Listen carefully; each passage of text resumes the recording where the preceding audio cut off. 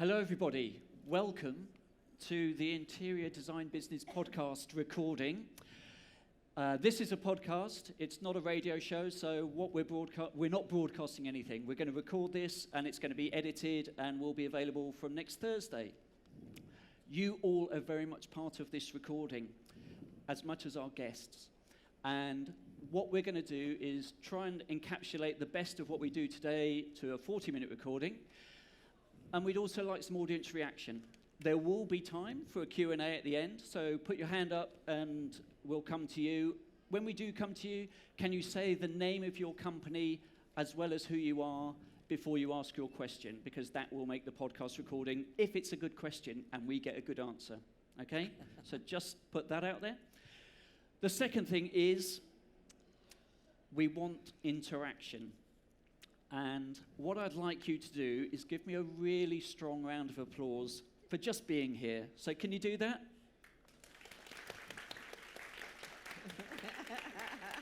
Well done, Jeff. That's pretty good. That's pretty good. Now I'd like you to do a gentle smattering, because we're going to record this too, just in case we need it. So can you do me a gentle smattering of applause? Oh, that's not very enthusiastic, is it? Wonderful. Now, I want you to go crazy. If Joanna tells the funniest story in the world, I want to hear you laugh, whoop, applaud. Let's do it.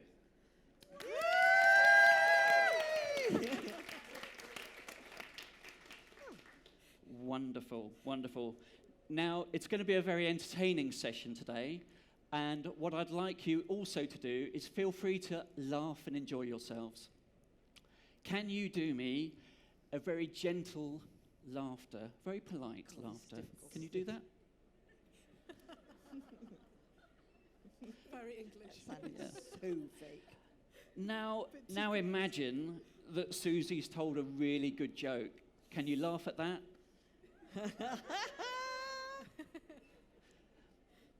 Okay, now I want you to go crazy again. Can we do a loud guffaw, please? With laughter. Okay, I think that's pretty good. Right, we're going to start recording any second now. Susie and I normally mess up. So if you listen to the podcast and think, my God, they get it word perfect every time, these intros and outros, we don't.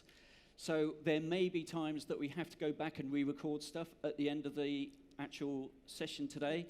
A little bit different to a normal panel discussion. If you could all stay seated, the acoustics matter, so hopefully we won't need 10 or 11 takes. Hopefully we can do it in about 5 or 6. But just so you know, we'd like you to stay for the duration. And we're going to try and keep it to an hour. We may overrun depending on how much fun we have, but please bear with us. Enjoy yourselves. You can give us a round of applause.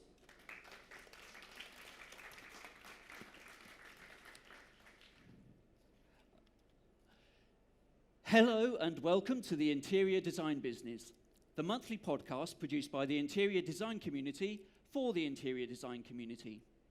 Today we're podcasting in front of a live audience of designers here at the International Interior Design Show, Decorex.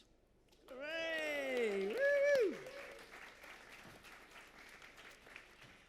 Yes, welcome to the seminar theatre here at Decorex. We're delighted to be here and to be joined by so many people today.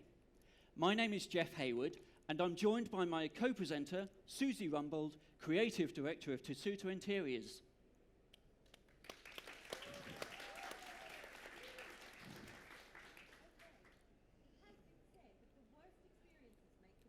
Hang on, can we switch Susie's mic on first, please?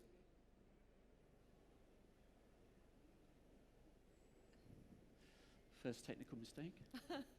Oh, I'm on. Okay, go. Okay, it has been said that the worst experiences make the best stories, and never has this been truer than in the world of interior design. Interior designers have to deal with so many product and material types and so many builders, suppliers, and manufacturers that the scope for things going wrong on projects is infinite. From the lorry driver who reversed backwards over the consignment, to the decorator who hung the wallpaper upside down, day after day, month after month, and year after year, our interior design heroes rise above the chaos, remain calm, and keep their heads when all around are losing theirs and blaming it on them. So today, just for fun, just because we can, we're going to explore some of the worst, best moments in the careers of two renowned interior designers and find out just how they solved the insoluble and still came up smiling and smelling of roses. Welcome to the interior design business.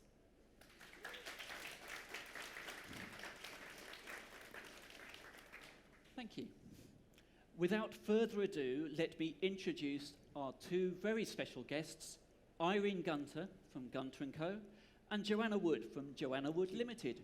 Welcome to you both. Thank you. Now, before we begin, Irene, can you please tell us a bit about your background? Sure. I came to London 12 years ago from Belgium and studied interior design at the Inchbold School of Design and was planning on heading straight back to Belgium, where the education on that front isn't that widely available, but I got handed a job, and as what happens with most people, once you're in London, you stay in London. So that's been 13 years ago, and I set up my own studio 7 years ago, and it's been a really fun ride. Excellent. Joanna, I can't believe there's anybody in this room who doesn't know who you are, but... I don't know who I am, so they've all got the advantage. Goodness. Well, I think I need to start by saying that I am far and away the least qualified person in my office. Guys, don't tell anyone, but I have absolutely no training whatsoever, except at the University of Life, which has been long and troubled in my case. I do lots of things. I have an interior design business, and the secret of any successful interior design business, as anyone will tell you, is to employ brilliant and talented people, and then you're absolutely made for life, and that's definitely a start. I also do, for my sins, retail, which I've always loved because it means as a shopaholic, you can shop for other people. I think that's why I'm an interior designer too. I do fabrics and wallpapers with Lewis & Wood. I do lighting with Phillips & Wood, and I do upholstery, although we've just had an MBO with Lawson Wood. So there are many, many problems out there amongst that lot, and I think I've been through most of them. The only, just one tiny thing that makes me nervous about Jeff. He goes, and Susie, and they go, and you're going to find the solutions. Well, they didn't tell me about the solutions. I'm just going to tell you about the problems. I can't solve them, Susie. I mean, you know, some of them were irreparable. I don't know how we're going to do that, but hey, off we go. We'll give it a crack.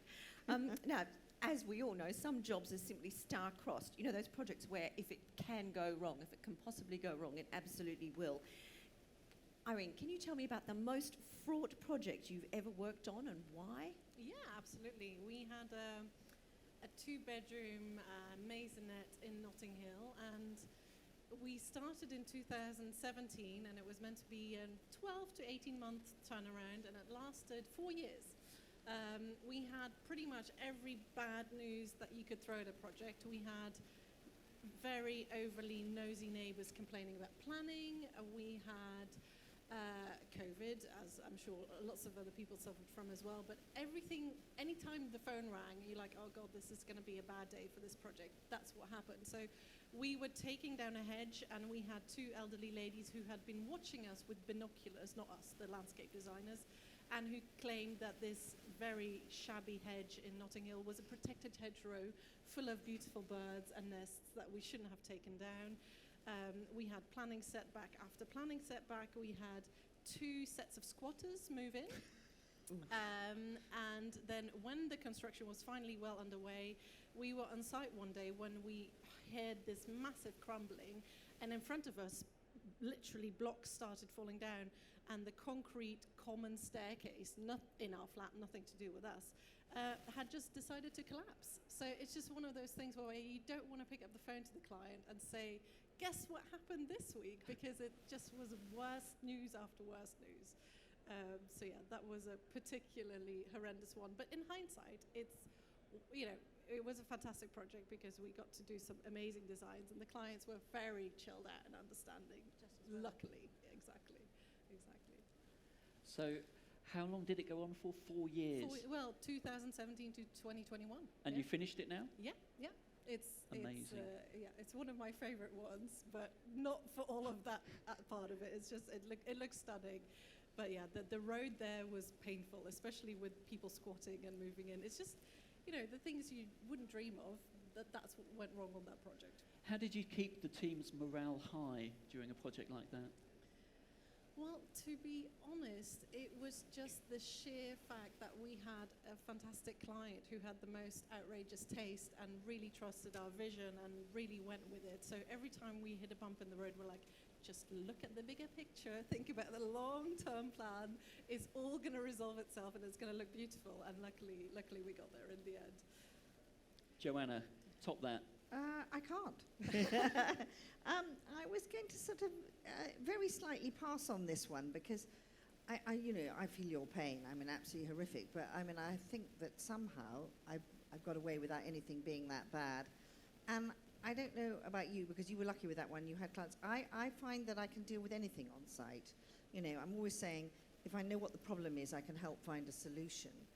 And if you can find a solution, you can get there. The things that cause me stress and pain, this is about the only serious thing I'm going to say, is I think if I feel that as a team, as a person, as a designer, as a professional, I can't provide the right service. And that really upsets me. I mean, in a shorthand, one of the worst things that ever happened to me was that it was very early in my career, and we were doing a beautiful Muse house just off Sloane Square. And we just, I was absolutely, panicking about every single detail, and we just got the curtains hung, and it was the most expensive custom-made trimmings and everything. And went away for the weekend, came back expecting the furniture to arrive, to find that the place had burnt down over the weekend. Wow. Grief. And it was quite literally charged. I don't know if any of you have ever had a fire on your site, but the smell is revolting. And for some reason, things melt in a really disgusting, gooey kind of a fashion. And I mean, I do remember just sitting there and sobbing. However, I do think that certainly my assistant at that time, who's now married to the decorator who did the house for the second time, by the way, It was a bonding said, experience. don't worry, you're going to earn the money twice because the insurer is going to pay for it all. So, clouds and silver linings. So I think that where there are horrible kind of situations, you always have to look for the silver lining. And, even yours, at the end of the day, the client loved it and it was beautiful. So that's really the most important thing. Just hang in there. Yeah, I think Yeah. if you can get the client Yeah. to just continue to believe in you, then you've won the battle. It's if Yeah. they lose faith, then you're Then stuck. you had it. Yeah, Yeah. you've had it. It's all about the client. All right. What about the craziest request you've ever had? I've got a really long list, actually. So number one, which got lots of giggles from the builders, was one client who asked very early on in a very serious way, and this got talked about a lot on site, to make sure we could reinforce the floor and the ceiling for her dance ball in the master bedroom. So, that's quite an interesting one. By far the craziest was a client who had bought an extremely beautiful, expensive apartment in Knightsbridge, and who was dead serious when he got really upset that we couldn't accommodate a swimming pool in his living room. And when we then explained he would have to buy the flat below to use that space for the swimming pool, he very much seriously considered it for a while until, it became quite clear that would be quite outrageous. That's just a few off the top of my head. Yeah, we could be here all day, all week, I think one of the craziest that I've ever done was a wonderful American client of mine who I absolutely adore, who's ended up being the godfather to my daughter, actually, bought a house in the Boltons. And he then came to me one day when we'd got the planning permission, we're on site, and said, I've just bought the 2 Muse houses behind because, as you know, I'm a sports fanatic and I want a squash court. So I said, absolutely fine, no problem. So the architect and I, we went out and we measured it and he plotted it and he came back to me and he said, got some bad news for you, Joanna. The 2 Muse houses together are about 45 centimetres too short for a squash court. So I thought, oh my God, what are we going to do? This is impossible. It's going to be an absolute nightmare. And, I rang through and he said, well, think of something. I mean, just buy the land, buy the Muse behind. And I don't know if any of you know the Boltons, but I mean, it's like impossible and listed and starred and, whatever. So I went away and suddenly I had an absolute brainwave. And I came back on Monday and I said to the architect and to the engineer, I've got it. We're going to dig up the lawn, we're going to sink a squash court underneath it, and we're then going to put the lawn back. And there was sort of absolute silence. And I said, I've measured it out, I know it works, so off we go. And we did. We dug up the lawn. Randall Sidley was doing the landscaping. He nearly died because he was only allowed about that much to grow his trees in. And it all went back, and the client has his squash court. Amazing. And it worked. The other really weird thing is I did have a very wacky rock star client who, you know, was utterly wonderful. Loved working for him. He was brilliant. He's still a friend. And he came to me and he said, Jana, it's one thing I want you to do, love. He said, listen, my mum, as you know, passed away, and she's got these 4 beautiful mink coats that I bought her, and I want you to incorporate the mink coats into the screen. So at the end of the day, he had the most beautiful mink bedspread. Oh my God. Completely unpicked and remade. That's quite crazy. Brilliant. You also tend to find out some odd things. Very early on, we ask our clients quite weird personal questions to get to know them. And so one of the questions... Give me a clue. Well, one of the questions that we've started asking, because it became a plumbing issue on a few projects, is on average, people shower for 7 to 12 minutes. And we've, you know, grown to understand, here you go, here's a shot, double shower. It's become a bit of a thing for us. And then the question is, how long do you shower with the 2 people? And so we've had answers ranging from 30 to 45 minutes. And then obviously the awkward thing that you don't want to ask is, well, why do you need so much time in the shower? But yeah, it comes with all sorts of plumbing complications. And do you have space to store 6 100-litre water tanks, etc.? So it is a very, very valid question to ask. But it can either create some awkward answers or raise some suspicious faces. Indeed. Awkward questions, Joanna? What do you find most awkward asking a client? We have it off by rote now, but yeah, I know what you mean. Yeah, I mean, sort of ablutions now. Would you like a washlet? You know, you're really getting scatological at that stage, but you definitely have to ask that, and definitely the showers, and definitely the floors, and definitely all of that. And you know, we do have requests that I just now smile and wave and play the grand dame about. I do know that sort of back in the 90s, we did do mirrors on the ceiling of one bedroom, you know, which was kind of pretty wacky. And just go, how nice, and would you like the walls too? And, you know, let's smile and wave and carry on. We had one client that in a Muse house in Notting Hill that decided he was going to take all the landings out, spiral staircase running all the way up from the basement to 2nd floor, and put glass in where the landings had been. And I never went on site in a skirt again, ever, from that day forward. We've had those. It was creepy. We've definitely had those. And quite recently, I mean, like last year, he had a sort of playroom, media room on the top floor with a sort of huge movie screen and a bed that came out of the wall at the press of a button. I'm not kidding. The mechanism was a nightmare, by the way. You'll understand that. Absolute horror story. With lock cupboards either side of it. There was a rubber duck story, which I'm not going to repeat. Definitely not.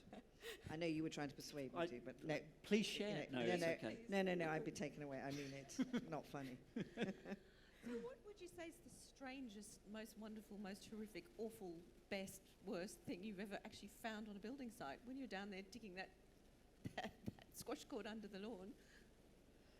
What, a dead body? Have you ever found a dead body on We the have site? found human bones, and old bones and things. And one of the worst was we bought my ex-husband now was a property developer, and he bought 3 houses in Seymour Walk off the Fulham Road that were really derelict. This is back in the day, and I remember this is actually a sort of contractor's thing down the line, but I remember the architect, we were all sort of standing around in this sort of dank, dark cellar, and, you know, they were all saying it's going to cost this much and it needs underpinning, and of course the roofs are going to have to come off, and it's that sort of, and I was sitting there sort of practically, you know, sobbing my sort of everything. I was going to live in one of these houses, at which stage the Polish architect, who we hardly knew then, walked across the room, went up to mushrooms growing off the wall, picked one off, and started eating it. And we were absolutely horrified, you know, and I remember my husband going, "It's not that bad, don't kill yourself." Yeah.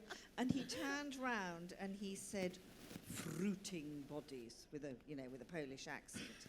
And he then sort of got a plastic bag out and started sort of putting these mushrooms.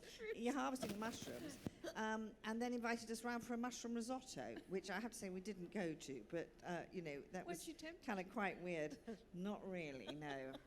I'd seen where they'd come from. Do you know what I mean? So that was pretty weird. No, we have found some weird things. I mean, sort of buttons and photographs and Well, I would say that personal things, finding really. sleeping bags and belongings of people who Yeah, weren't it was meant to horrid, be on the yeah. building site, that was, scary, and you don't quite know how to deal with that. So that would be my worst find on the building site. But for sure. occasionally you uncover something wonderful. We came across the bottom half of the most magnificent marble staircase on a job, which they changed the entrance and the way the whole entrance hall was laid out, and there were these timber steps above it, and to my absolute delight and astonishment, because we were going to have to rebuild all this, And you could use it. there it was. Fabulous. Yes, How amazing wonderful. Georgian Yeah. cantilevered stone stairs. It's just fantastic. No, I found painted walls. I mean, quite recently in a job in Cambridge, we found some absolutely amazing arts and crafts, hands scrolling and things when we took off some sort of gopping wallpaper, and luckily the wallpaper guy said, "I think you need to come and have a look at this." And we then took the paper down very carefully and found behind it. And we were working for the classics professor and his American wife, and they just loved the idea of Keeping preserving it yeah, all. of Yeah, course, it's amazing. Yeah. So we found some good things, not necessarily horrible.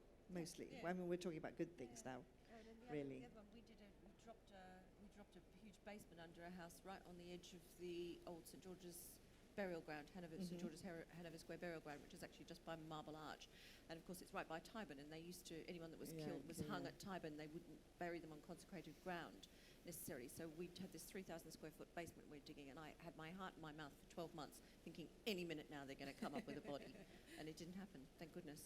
Tube Yeah. lines. But not a body. I mean, the one thing you don't want, actually, is to start finding, shards of Roman pottery No, or something, you because they absolutely go, don't. "Stop." Yep. And 3 years later, when they've found the time, they've excavated it. I mean, it can be a particular problem in the city, which is Well, I was gonna we say, do more resi. But They're at all Montpellier Square, of course, we found human bones there now, I can't think about it, because that was a plague pit during the year 1665. And so you can quite often come across bones and I've done several houses up there. But no, that's a bit of a worry. When that happens, Joanna, are clients very tolerant of that sort of situation? Quite often not, actually. And how do you know. deal with that? What, not telling the clients? Well, I keep just my telling mouth the shut. clients to wait 3 years. Well, it happened on a job where we were doing the the president's suite and the whatever. When I don't do commercial, so it really I don't know. Do you? Have you had problems in the city? No. Yeah. no. But But it still happens. It happened the other day, didn't it? Most people set aside they'll put £1 million contingency aside Yeah. in case they do uncover anything. But actually, most of the remains. Well, it depends where you're digging, I suppose. But yeah, it can be. What they tend to do though is they come in and they photograph, measure everything. It doesn't usually last months and months and months. They can be quite quick, but they come and do their investigation, and then you're allowed to proceed unless you've Well, uncovered. they found a Roman villa. Well, didn't yes, they, a unless couple you've of years uncovered ago? the Temple Yeah. of Minerva or something, and then Yeah, you're which probably they in did. trouble. Yeah. So pray to the gods that you don't find the Temple of Minerva. I Yeah, guess. exactly, Carry on. Exactly. Indeed. Irene, so what about laughs? You must enjoy what you do, and there must be things that make you laugh out loud on site. There are, and the one thing that really stands out is, and the thing is, it was a good thing that I'd been doing the job for a few years, because if this was me being very, very junior, I wouldn't have understood what he meant. But we did a project in central London in a beautiful concierge served building. And first meeting, I went up and I said, "Hi, I'm Irene. We're in charge of the refurbishments in this and this apartment. Can you give me the guidelines? Working hours, all of that. And very point blank, he said, well, if you look after me, I will look after you. And so I mentioned this to the client who had been living in this apartment building for a while. He said, oh yeah, he just asks for bribes, and this is just part of the game. So I'm like, okay, so what do we do? So every week there was a little cash envelope that went this gentleman's way. But it's just one of those things. It's just outrageous. People are, they just ask for anything as long as they can see that there's some money being spent and they think they can get away with it. So that was definitely a crazy one. And then, being in the line of work that we are, most men and women who are our clients, they look after themselves very well. So it's definitely not uncommon that we bring a client to site and the builder will ask politely or not so politely about the marital status about the female client, and trying to inquire if there's any availability for a date, which is always interesting, and we try to maneuver around that diplomatically. But yeah, those are the two that stand out to me. Joanna, what makes you laugh on site? Well, I feel that I'm on a mission. I'm on lots of missions, but one of the missions, and certainly everybody in my office knows, is that I very much feel that as well as being in business because I love it and because, we're doing great things, I never lose sight of the fact that we are there because we're there to take the weight and to take a lot of the grief and the stress and the strains away from the client and make sure that they don't have to worry. That's what they're paying us for. That is why we are there, because of our knowledge, because of our experience, because of our fabulous taste and our great style, etc., etc. And I also think that we are there, and I often say to clients, I am here to make this whole process fun for you. And you know what? That might mean having the most amazing chocolate brownies at a breakfast meeting, or it might mean having a glass of champagne, or it might mean laughing with somebody about how we're going to do something. But it definitely, the process should be stimulating, amusing, entertaining, and definitely we're there to take the stress out. But I've got two funny stories. I mean, the first of which is that I had a great mate in the army who, for some reason that is now lost in the mists of time, was looking after the Thai royal family. Oh, wow. And the Thai royal family had the embassy was at the top of Queen's Gate. It was three huge houses at the top of Queen's Gate. And he rang me, he said, oh God, Joanna, you've got to help me. I've got the Crown Prince, and apparently he's absolutely horrible, coming over, and I've got to take him shopping. Can you help? So you can imagine my sort of little eye lobes. I mean, I was quite young in those days, but absolutely glistened. And I thought, yeah, marvellous. So he said, right, come and meet him tomorrow morning. Absolutely fine. So off I went with my assistant, hairbrush, lip gloss on, to meet the Crown Prince. And we get ushered into the presence. And immediately I'm told, no, you're not allowed to sit down in front of the Crown Prince. So there we are, sort of standing like this. Crown Prince comes in sort of full braid and a funny hat and all sorts of things. And immediately lights a cigarette, and there's a sort of translator just here. And the minute he lights a cigarette, two little boys about this high, wearing full turquoise satin and braid, they look like a member of our panto cast, come rushing in backwards. So these little boys in satin are coming in backwards. At speed, with ashtrays on their heads. I am not even kidding. And they then kneel down backwards in front of the Thai prince. And I am standing there. My assistant is here, and my mate Johnny, who's in the army, is there. And the three of us get church giggles. Well, church giggles means you simply cannot speak for 5 minutes. I mean, absolutely. Anyway, luckily, he couldn't speak English and didn't understand, and he spent a lot of money at S.J. Phillips, so it all worked out fine. But that was quite funny. And then I had another client quite recently who said, now, Joanna, the one thing I've always wanted, I really would like you to look into for me, is I really want a mural. And I said, what is a mural? I went, yeah, absolutely. And of course, it transpired that a mural was a mural, and that we were supposed to find somebody who painted murals. So in our office now, anything that's hand painted is now known as a mural. I'll tell you what, let's propose a mural. Not de Gournay, we'll go the full mural. Absolutely always been a mural. Brilliant. Lots to make us laugh, actually. Lots and lots and lots. We deal with such a broad spectrum of crafts and people and nationalities, and I mean, there is something makes me laugh every day, many times. Absolutely. Many times. Wouldn't you agree? Yes, Yeah, completely. Yeah. or cry. Both, but it's better than nothing, isn't it? For sure. And Irene, I hear that in your office you actually keep a list of some of these weird and wonderful things that go on. Is that part of a sanity check for the business? It's not really, well, you could put it that way. It's just making sure that, we all work across about 10 projects every year. So it's a question of the benefit that you gain on one project and the mistakes and the, funny things that can be quite financially painful, that they don't happen again. So we call it the oh shit list. And it's just a Word document that is, we've got categories. It's all very organized.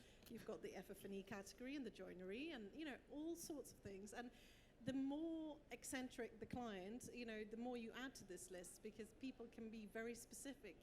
Sports socks need a drawer that is that big, and dress socks need another kind of drawer. And how did you not know this? How could you not have predicted that this was going to be necessary? Darling, I've had bra sizes. Oh my God. Different I'm drawers. not even kidding. No, we've all had those OCD clients, haven't we? Yeah, no. The bra goes like this, and there's a rib, and the watch winding ones, Yeah. like this. Or you get some yeah. funny looks when you ask about the husband's shoe size, and the wife is Oh, yeah, like, no, why always do you do need that. to know Yeah, that? we I'm like, always do just that. for the shoe shelves. I'm not interested in anything else. Do they say about big, Yeah, yeah. big client, big shoes? Exactly. Yeah. So folding of underwear is a big deal, right? Yeah, sure thing. And do you fold or do you hang your shirts, for example? No, the bra Just the size shirts. was quite something, I have to say. Or recently, I talked about size of washing machine and laundry bins, and it was like, why do we need that? They just go to the dry cleaners. I'm like, okay, well, fine. And then, but Everything. then that's far better than the one that goes, well, it could be 42 or 44, and you're talking about a bloody laundry for it. Do you know what I mean? Do I want it here? You do get that, don't you? You do. Very OCD. And then, of course, there's always the naughty question of what people keep in their bedside cabinets. That can be Always an give them interesting one. drawers and skip that one, don't you? Cupboard of drawers, as long as they've got a drawer in them, you Yeah. can sort of pass on Or that, what they can't keep you? on display on their bedside cabinets when they've moved in, and you need to go and change something. That's always a good one. Anything more specific No. you'd like to say about that? I didn't think so. Definitely not. I didn't think so. Susie, do you want to go with the next one? Yeah. So, what about we're also wondering what's the scariest thing that's ever happened to you guys on a building site? Most disastrous, It frightening was things. two colleagues of mine, and it was when they had a concrete staircase literally crumbling in front of their. If they would have been 2 feet further, luckily they were wearing hard hats, but I don't think it would have done much. So it can be, very boring, quite a seriously dangerous job to do if you don't have your wits about you Oh, and yeah, you don't absolutely. think about those things. And personally, I have an absolute fear of heights. So the day that I had to climb up a 7-story scaffold, and that was just considered to be part of the course, and that's just what you do. And I'm like, oh God, kill me now. Yeah, those are not good days. And you go to bed feeling happy you're still alive. But luckily, very, very few and far in between. Mostly, the builders we work with, they make us feel very safe and looked after. And now that I'm pregnant, I even had a builder who said, oh, I've checked with my insurance. You're not allowed on my site past so many months, so please can you wait outside and we'll inform you how the site meeting No. progresses. So people are very, concerned about their insurance and making sure they do everything properly. God.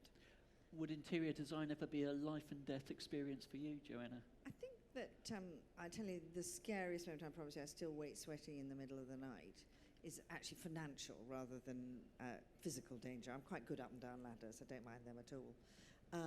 Although you don't go to site meetings in mini skirts, do you, if you're going up ladders? No. Was that I was with a client, and we went to Monaco for the sale, they used to have the big summer sale, and this crazy client we were doing his house to look like Malmaison, which was Napoleon and Josephine's country house. I'm kidding you not, this is back in the 90s, and he was Elton John's manager, so it was all very rock star. It was bloody good fun, I can tell you. So we fly down and we stay at is it the Imperial in Monaco, you know, the big so, one? yes. The Palace. So we're in the Palace Hotel and we're buying art because what I've been asked to do, which is so much fun, is, or what I've told him that he wants to ask me to do, is to collect all the furniture that is Napoleonic that goes into, which is in keeping with the interiors that we're building. And of course they have the big French sale goes on there. So there we are in Christie's, and we've viewed, and we know what we're going to bid for, and it's a sort of 3-day sale, and we're in the arts section, and I know that we're going to be bidding for this, this, and this, and I've got John sitting next door to me, and my mate Humphrey Butler is taking the sale, and I promise you I am sitting there like this, probably slightly dozing, and this sort of huge, gawping picture of Jesus Christ on the cross, bleeding, with a pale green and sort of dying face, poor chap, you know, crown of thorns, blood everywhere, really, really depressing, comes up, and I'm nodding and thinking, okay, well, we're 2 to go till I'm bidding for the next lot. And suddenly I hear, and it's 80,000 to Joanna Wood, and it's 90,000 to, and it's 95,000 to Joanna Wood, and I am like this, thinking, I didn't breathe. I didn't move. I didn't breathe. I did absolutely nothing. And I've got John beside me going, fine out, Joanna, we're not bidding for that blighter up bleeding on his cross. I'm not having any of that. And I'm thinking, I didn't move, John, and I'm not moving, and I'm not saying anything, and it's Joanna Wood at 110,000. And I know, I am sort of frozen in horror, thinking, shit, what have I done? Did I, what's happened? Anyway, to cut a long and agonising story short, of course, he had the museum of, I'm not going to tell you where, bidding against me as a hypothetical bidder, which, you know, this was a long time ago, and it was absolutely nothing to do with it. But I aged about 10 years in about in about 3.5 minutes then, because you really do sit there thinking, shit, I must have ticked the wrong box. Do you know what I mean? Yes. Oh. So that was much worse than climbing up any ladder or any fire or anything, I can tell you. Agony. I can absolutely believe it. Excellent. Okay, so what is the worst piece of news you've ever had to deliver to a client? Do you want to go first on that one, Joanna? I don't know. I don't think that was on my list. I've got one I'll throw into the mix here. I had to phone a client up once and tell him that the builder had stripped out the wrong bathroom. Oh, I've had a few of those. It was gone. Yeah. You know that family But bathroom did you keeping? like it, or was it Well, kind of a... no, it wasn't terribly nice. Oh, well, but, there you know, you even so, it was just like terrible.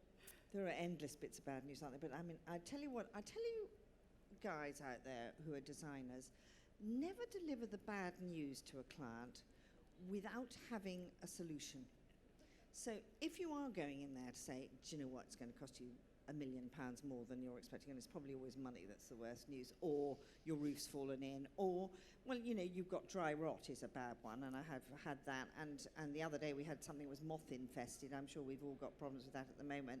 So they've got a silk carpet that cost about 40 grand, eaten on the underneath, so 40 grand's worth of silk carpet, you know, termite. But always go with a solution. So your silk carpet has been eaten by termites, but there's a terrible coffee stain to the right of the bed, and look, here's 3 samples for beautiful new ones, you know, is the solution. Or never, always have something to, you know, the carrot and the bad with the bad news. It can make you look like a bit of a hero. I remember doing a house in Rutland Gate, and 72 hours before the client was due to move in, we got a call from the main contractor saying he'd been let down by his glazing company, and there were going to be no shower enclosures. And we kind of have the attitude that unless we physically know it is impossible, we're going to try everything to make it possible. So I spent some time on Google, found this company in Acton. They were toughening glass themselves. So I drove over there with 2 boxes of donuts, and I kind of charmed them, and they delivered 7 bespoke shower enclosures in 48 hours, and the client was none the wiser. But, we did tell them afterwards, just because, it makes you look good. So, yeah. Great. Can we have their number? No, Would they be went, quite- they went All bust, of us. actually. They went past. They went Useful. past. Oh no, did they? Oh God. And another bad news that I had to tell a client, and there was no nice way to go about that. He had bought the apartment above his own apartment, and he was doing that up because he was going to move up there and rent out the one he was living in at the moment. And as you know, when you're doing apartments, the time when the floorboards are exposed and the only thing separating the flat you're working on with the flat below is a tiny bit of plasterboard in a Victorian or Georgian building, there is nothing more petrifying. And of course, the unimaginable happened, and the builder went through the plasterboard, and at some point there was legs in the flat below and upper body and arms. Oh my God, he in the must have flat hurt above. himself. And thankfully the guy owned both of them, but there was a large piece of plasterboard that ended up on grandfather's head, who was luckily fine. But it's not a call you want to make. There's no positive spin you can put on that. It's not like your ceiling needed redecorating anyway, because it could have been a lot worse. So. That is one of the many reasons I'm very happy we graduated to houses, and I don't have to worry about flats anymore, because You saved a life. At the I end know. Of the day. I guess I did. Yeah, We had an awful experience with a plasterboard ceiling. It was a house that had been damaged during the Second World War, and it had amazing and ornate plaster in a ballroom. And the guys on site were using this space as their lunchroom. So, it was a huge team, probably 40, 50 people on site. And it had been repaired badly after the war using concrete, and the work we were doing on the house must have destabilised it, and the entire thing came down, and all the chairs and the tables in this canteen effectively were just flattened. Yeah, we've had that. Um, But because it happened at 3:10, no one was in the room. Had it happened 2 hours earlier, we probably would have killed 20, 30 guys. It Wow. was horrific. Amazing. So I was able to tell the client, we're going to have That's to the replace good that news. We ceiling, didn't kill but we anyone." didn't lose anyone. It was awful, just awful. Yeah. Anyway, No, there we go. that just happened, doesn't it? Floods. Susie, do you want to ask one? Yes. I think I've got to remind myself what the next one is. Okay. So, the most disastrous misreading of a drawing or specification.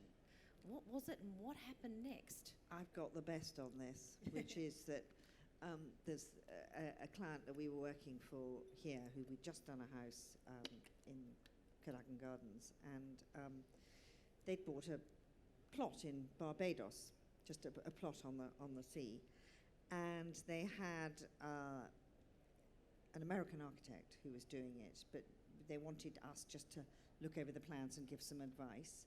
And we did some layouts, for a gorgeous pool, which we did on CAD at 1 to 50, shrank to 1 to 100, sent them, but had them passed and signed off by the client just as schematics, and sent them out to the American architect. And apart from a couple of interior furniture layouts and kind of mood boards, we were then not involved with it. It was absolutely fine until we go to check it. And I walk out, and this swimming pool that I was expecting to be about the length of this room is freaking enormous. I mean, it could have been a water park somewhere. I mean, absolutely. And I'm kind of hyperventilating, thinking, what's happened? And I turn around to the guy on site. Luckily, the client wasn't there. And went, yeah, okay, so what happened? And to cut a long story short, it transpired that they had taken 1 to 100 and assumed it was 4 foot to the inch, even though it was written on the scale at the bottom, and therefore had made this 4 times bigger. And the pool was sort of kind of, it sounds hideous, but it was actually rather wonderful, was kind of amoebic and had an island and then another island, so that they had 4 children, so it had a children's bit. I mean, honestly, you could have started a fishing centre, one of those. Anyway, amazingly, the clients absolutely loved it. They're terribly rich and they never batted an eyelid, and I don't think I've really told anybody until now, so you better keep my secret, you lot. 4 times. Sheesh kebab. Yes, it could have been 4 times smaller, which would have been probably. I thought you Well, were they'd going have to say. got it. They'd I have thought clocked you were it, gonna wouldn't say they? it was It was like a it clock was a it. koi Koi pod. pod. Well, which then, would- they'd have clocked it because there wasn't any, they just thought, gosh, well, there we go. It was a big, it was a big plot. No, my nightmare drawing interpretations somehow always seem to relate to wallpaper, whereby when we now do a chinoiserie wallpaper order, I just, until it's on site and installed, I just don't sleep that well. We had a project where we did a beautiful Decorex wallpaper around a whole master bathroom. And on the drawings, there was this big cupboard that was clearly going to be clad in the wallpaper. The flower drawing was continued, but the wallpaper had decided that he would check with the plumber, and the plumber thought it was going to be a mirrored cupboard. So they took that piece of wallpaper, cut it out, chucked it in the bin. What? And that was a very, very expensive Oh my God, how situation. awful. And, led to threats of suing and all sorts of stuff. And in the end, it all worked out okay. But yeah, the wrong wallpaper. We had a job whereby we always give the contractor a little piece of the wallpaper so they can check it. And he had checked it, but his installer had somehow been misinformed. So we arrived at a beautiful master bedroom, which was 80% done in this gorgeous Philip Jeffries wallpaper. But it was the wrong Upside down, wallpaper. No, literally the wrong The wrong wallpaper. paper. And, then luckily, because we have the paper trail, they have to sort it out and fix it. But it's still, paid for. Yeah, no, I've walked in and seen things upside down and kind of blagged it through, haven't you? Yeah. I mean, I'm sure we've Yeah. all done that. haven't we? It looks much better Yeah, this yeah. way. No, no, Well, you don't of even course say I anything. wanted it that way Yes, of up. course. Yeah. Didn't I tell you? Hands up in the audience if you've always done that, blagged it through. Oh, come on. somebody must have Everybody blagged says something. yes, look at that. Well, everyone says they haven't. Well, it depends. Of course, you can't have flowers going down, but if it's a sort of spot or something, you could do that one upside down, couldn't you? You could. Okay. Okay, Yes. let's do one more. Okay. Fine. Worst FF&E disaster. This was early days. I ordered the wrong configuration of L-shaped sofa in my very junior green mind. L-shape was L-shape when, it really isn't, unless everything's modular. But yeah, I blagged it, and the client came in, and she's like, "Oh God, you've changed the sofa." I'm like, "Well, we tried both ways, and this looks so much better," because clearly, physically, it would be impossible the other way around. And she loved it. So thank God, because It's an as upside you know, down wallpaper moment. Exactly. Da-da. but yeah, that stays with you. And other things like checking the front door size. Does it fit through the front door? Yeah. But then there's this awkward hallway door, and we haven't checked that, and then the table just doesn't quite fit through. But not as disastrous as the L shape. That was the kind of the one that stayed with me for a long time. Or the too long chandelier that ends up being 40 On the centimetres off the floor. Exactly. Anything to add, Joanna? Well, I think mine was is most embarrassing rather than worst, which is again when I was very junior and longing to earn money. I worked for I had a bit of a rock star past actually. There was a band called Hot Chocolate. Oh, yes. And the lead singer of Hot Chocolate was Errol Brown. He was really, really cool, and he did that very famous one, "Where'd you come from, you sexy thing?"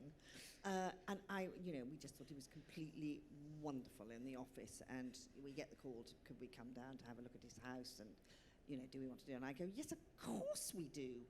And so we walk in and we meet Errol, who is as cool and wonderful and funky as everybody says he is, and he was absolutely amazing. And we meet his girlfriend, and they then say they've got this huge sort of glass room with millions of windows. It's about the size of this room, glass around 3 sides of it. And she then goes, "I know exactly what I want. I know exactly what I want. I want white shag pile carpet, and I want pink moire festoon blinds with frills all the way around." Oh my God. And I did it. I absolutely did it. It earned a fortune. I tell you, it was absolutely wonderful. Most embarrassing FF&E moment. Fantastic. I think we're going to end it there, so let's give everybody a round of applause. Pink festoons. That's a note to end on, isn't it? Pink festoons and shag pile. I know. Not going on the website any No. day. Now, does anybody have a question or indeed a story that you'd like to share with us? Put your hand up if you feel in a sharing mood. Gosh, you're all so quiet and shy. Clearly, no one in the audience has ever made a mistake or had a problem. Okay, I'm going to ask Joanna, what one piece of advice would you have for designers having to deal with the trials and tribulations of being a designer? Oh, that's a very good question. I would say whatever happens and whatever you do and wherever you go, keep your sense of humour. Always look on the bright side of life, really. Very good. Irene, what would you say? A slightly more cynical answer than that, I'm afraid. I guess you learn to just always look a few steps ahead. What might happen in this scenario or that scenario, and kind of mentally prepare yourself for this could go wrong and this could go wrong. So let's do this and this and this way so those things don't happen. So just look ahead and be prepared for whatever might hit you. Be flexible and creative. Yeah. And I think Joanna summed it up when she said, if you have a problem, always have the solution as well. Go to the client with the problem and the solution. Yeah, absolutely. Sounds good to me. Sounds good to me. Any questions from the floor? Still nobody? Nobody wants to share? Come on, you're going to be on the radio, sort of. Okay, right. Contractors then. Last question. Worst contractor moment you've ever had to deal with? Worst? Worst. Oh, God, have you got another hour and a half? But I have got a very good contractor story, which is that at one stage, I actually ran my own contractors. And I was quite naive in those days. So the building team under Con O'Shea and Brian, who were absolutely amazing, were all Irish. And the decorators under Jeff Woods were all from the East End. And of course, I hadn't clocked that the Irish and the East End Londoners loathed each other. So there was always sort of terrible traumas and dramas between them.